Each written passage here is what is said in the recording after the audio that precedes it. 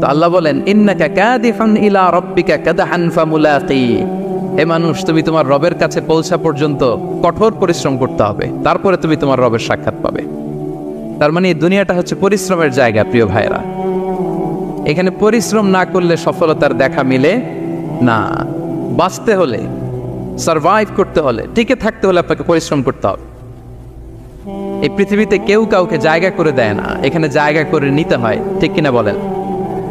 আপনি যদি পরিশ্রম করেন, পরিশ্রমে যে ঘাম ঝরে শরীর থেকে, পরিশ্রমের ঘামে জন্ম নেয় সফলতার বীজ। আপনি যখন হাড় ভাঙ্গা পরিশ্রম করবেন, এই পরিশ্রমের যে লোনা পানি বেরোবে, যে ঘাম বেরোবে, এই ঘামেই জন্ম নেয় সফলতার বীজ। এবং সফলতার কোনো শর্টকাট হয় না প্রিয় ভাইরা। অনেকে অল্পতে সফল হতে চায়, শর্টকাট খুঁজে, আসে না? নাই না, সফলতার জন্য আপনাকে লং কাটে যেতে হবে। ওখানে কোনো লিফট থাকে না, সিঁড়ি বেয়ে উঠতে হয়। অনেকে চায় যে সফলতার লিফটে উঠবো, সুইচ চাপবো, সাকসেসফুল ইন লাইফ। না, এত সহজ না, আপনাকে সিঁড়ি বেয়ে উঠতে হবে। তাহলে পরিশ্রমের কোনো বিকল্প নেই। এই দুনিয়াটা হচ্ছে পরিশ্রমের জায়গা, সংগ্রামের জায়গা।